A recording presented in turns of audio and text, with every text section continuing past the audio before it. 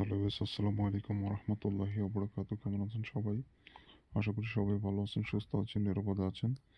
তো আপনারা যে যেখান থেকে আমার ভিডিও দেখতেছেন, দেশ বা দেশের বাইরে থেকে, আশা করি সবাই ভালো আছেন, সুস্থ আছেন, নিরাপদে আছেন।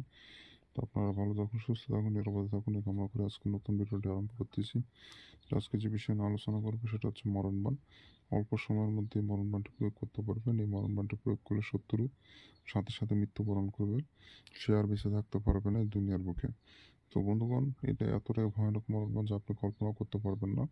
আপনি আপনার শত্রু যদি দেশের বাইরেও থাকে বা পৃথিবীর শেষ প্রান্তেও থাকে, তাও কিন্তু নকশাতে কাজ হবে। অনেকে প্রশ্ন করেন যে দূর থেকে বাণটা প্রয়োগ করলে বানের কাজ কি হবে কিনা? 100% হবে। 100% কাজ হবে, এটা কোনো সমস্যা নাই। পৃথিবীর শেষ প্রান্তে থাকলেও কাজ হবে, এটা কোনো সমস্যা হবে না। তো এই নকশাতে আমি মূলত আগেও বেশ কয়েকটা ভিডিও তৈরি করেছি। তো এই নকশাতে মূলত সবাই সফলতা অর্জন করে, তো যার কারণে বারবার একই নকশা আপনাদের মাঝে উপস্থাপিত করতেছি। তো এটা খুবই শক্তিশালী একটি নকশা, যার কারণে আপনাদের মাঝে নিয়ে আসতেছি বারবার। তো যারা শত্রু জ্বালা অতিষ্ঠ হয়ে গেছেন, শত্রু আপনাকে বাঁচতে দিচ্ছে আর বিভিন্নভাবে আপনাকে অপমান অপদস্থ বিপদগ্রস্ত করতেছে, সেসব শত্রুদের উপরে এই বাণটি প্রয়োগ করবেন, 100% সফলতার সহিত কাজ হবে। আর যদি কোনো ভালো মানুষের উপর প্রয়োগ করেন তাহলে কিন্তু কাজ হবে না। যেমন পরোজগার ব্যক্তি যে কোনো অপরাধ করেনি, আপনি হিংসা বশবর্তী হয়ে মারতে চাচ্ছেন, এমন হলে কিন্তু হবে না। যে ব্যক্তি আপনার ক্ষতি করে, আপনার আদৃতীয় শত্রু, এমন ব্যক্তিকে মারবেন, 100% কাজ করবে। তাছাড়া ভালো মানুষকে মারতে গেলে নকশা কাজ করবে না। তো যাই হোক, বেশি আর কথা বলবো না। যারা আমার চ্যানেলে নতুন, অবশ্যই চ্যানেলটি সাবস্ক্রাইব করে ভিডিওটি দেখবেন, এতে করে পরবর্তী নতুন নতুন ভিডিওগুলো দেখতে পারবেন সবার আগে। তো এই বাণটি প্রয়োগ করতে গেলে একটা সাদা কাগজ নেবেন, পাক পবিত্র সাদা কাগজ, কোনো রকম নোংরা আবর্জনা যেন কাগজে না পড়ে থাকে। ফ্রেশ চকচক সাদা কাগজ হতে হবে এবং ওই কাগজে লাল কালি দিয়ে সম্পূর্ণ নকশাটা আপনাকে অঙ্কন করতে হবে। লাল কালি দিয়ে সম্পূর্ণ নকশাটা আপনাকে অঙ্কন করতে হবে। কোনো রকম 19-20 করা যাবে না বা তেড়া বাঁকা করা যাবে না। যেভাবে আছে ঠিক একইরূপভাবে আপনি নকশাটা অঙ্কন করবেন। তো এই নকশাটা আপনি যেকোনো দিনে অঙ্কন করতে পারবেন। আপনার ইচ্ছা মতো যেকোনো দিনই আপনি নকশা লিখতে পারবেন। তবে শুক্রবার দিনটা বেশি উপযুক্ত নকশা লেখার জন্য। তো আপনি অন্য কোনো দিনও করতে পারেন, সমস্যা নাই। তবে শুক্রবার দিন হলে বেশি ভালো হয়।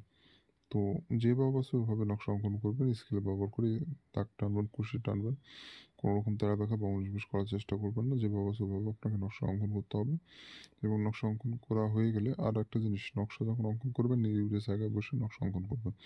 নিজে পাক পবিত্র থাকবেন, যে জায়গায় বসে নকশা লিখবেন জায়গাটা যেন পাক পবিত্র থাকে এবং কাগজটাও যেন ভালো হয়। এবং নকশা লেখা অবস্থায় কারোর সাথে কোনো রকম কথা বলবেন না। এটা কিন্তু অবশ্যই মানতে হবে। এই জিনিসগুলো না মানলে কাজ হবে না। তো নকশার নিচে দেখতে পাচ্ছেন শত্রুর নাম এবং তার মায়ের নামটা দিতে হবে। প্রথমে শত্রুর নাম, তারপরে মায়ের নাম, অথবা প্রথমে শত্রুর নাম, তার নিচে তার মায়ের নাম। তো এইভাবে করে নকশাটা আপনাকে লিখে ফেলতে হবে।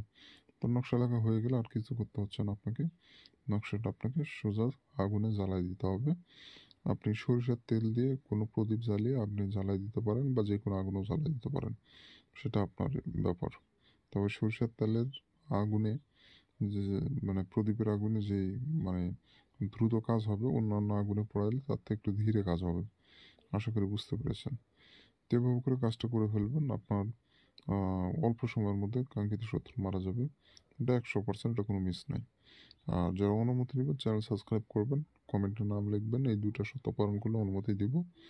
আপনি চ্যানেল সাবস্ক্রাইব করবেন না, কমেন্টে নাম লিখবেন না, অনুমতি পাবেন না। চ্যানেল সাবস্ক্রাইব করতে হবে, কমেন্টে নাম লিখতে হবে, অনুমতি পেয়ে যাবেন। এই দুটো অবশ্যই আপনাকে পালন করতে হবে। তো এই ছিল মূলত বিষয়। ভালো থাকবেন, সুস্থ থাকবেন। দেখা হচ্ছে পরবর্তী কোনো এক নতুন ভিডিওতে।